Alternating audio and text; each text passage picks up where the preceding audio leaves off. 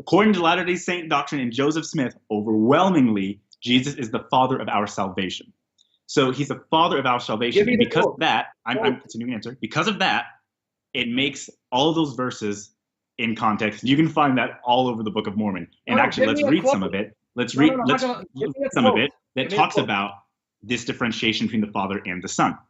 3 Nephi 19:23 says, "And now, Father, I pray unto thee for them, and also for all those who shall believe on their words, that they may believe in me, that I may be in them as thou, Father, art in me." Yeah, I have that in my discussion. Christ, Nephi, the Son of God. I created the heavens and the earth, and all things that in them are. I was with the Father from the beginning. I am in the Father, and the Father in me. These verses give a lot of context on the sort of poetic language of Father, Son, Father, Son.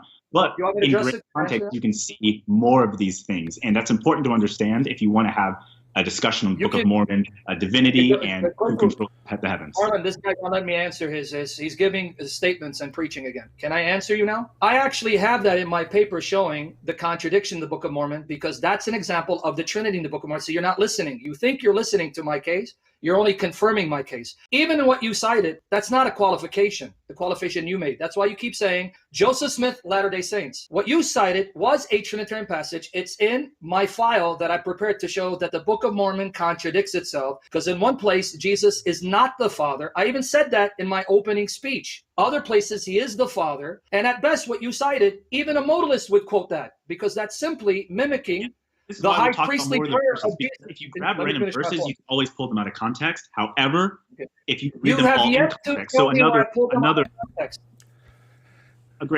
another one of those verses that you were describing is in 3 Nephi chapter 28. And so it says this: "And for this cause ye shall have a fullness of joy, and ye shall sit down in the kingdom of my Father. Yea, your joy shall be full, even as the Father hath given me fullness of joy. And ye shall be even as I am." And this is the Lord speaking to his disciples. Now, those words, "Ye shall sit down in the kingdom of my Father, yea, your joy shall be full, even as the Father hath given me fullness of joy." These are two very important things to juxtapose, because fullness of joy and becoming like the Father is the same gift the Son gives to the people. Let's make sure we're asking questions. He's going into damage control mode because he knows there's one more insult till this is over. One more insult until this is over. Let's keep it. Come on, you guys. You guys, let's chill. I know we antsy to answer the questions or antsy to give a rebuttal, but we have to have a discourse, a conversation, not only for YouTube but also for the audience. The audience is complaining right now that you guys are talking over each other. Okay, you guys. So let's make sure that we don't go on a monologue. Let's make sure that we're dialoguing and we're asking questions. That's important. All right. Yeah, and Marlon, he hasn't. He's been going into these speeches because he's going to damage control. So let me address him, because I quoted 3 Nephi. Let me now quote Ether and show that he's not solving the tension and the contradiction. He's quoting one verse that smacks of Trinitarianism, but ignoring the other verses that smack of modalism. But in his mind, they're harmonious, and I'm not going to let him assume it's harmonious. He's going to have to prove it, and he hasn't. Now let me read Ether, because I want everyone to hear what he said. Did you guys hear what he said? He's the Father of our salvation. That's not what Ether said. Let me quote Ether chapter 4, verses 7 to 12. "Jesus Christ, the Son of God, the Father of the heavens and of the earth, and all things that are in them are."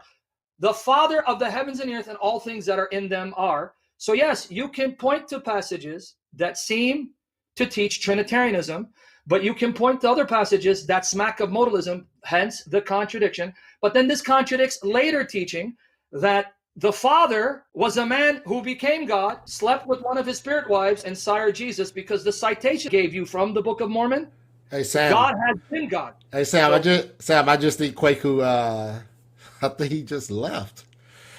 I think he just left. It's all right, let him leave, bro. It's okay, bro. Let me see. It's okay. If he leaves, he leaves, brother. It's fine. Like I said, he's too young. He's not ready. Anyway. That's okay, brother. Hey, man, this is going to be good. It's going to blow up your channel, I promise you. Let me see. Hold on 1 second. Marlon, brother, don't be disappointed. This is going to be a blessing to you, man. It's going to blow up your channel. I promise you. I really wanted the discussion on Sam. I know. I wanted it too. But you see, he got nervous. Man. He got nervous. He kept going into speeches because he wasn't prepared for the honesty. He wasn't. Sorry, brother. It's okay. May God convict me to offend. Oh man, Quake, did you leave?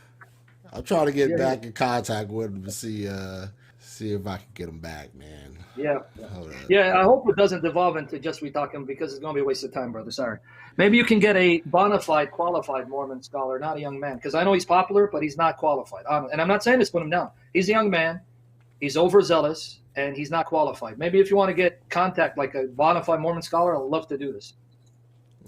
Man.